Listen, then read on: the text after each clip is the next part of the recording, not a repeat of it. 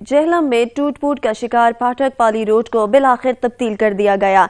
नई सड़क तामीर होने पर शहरी खुश हैं। मजीद जानते हैं बाबर हुसैन की रिपोर्ट में।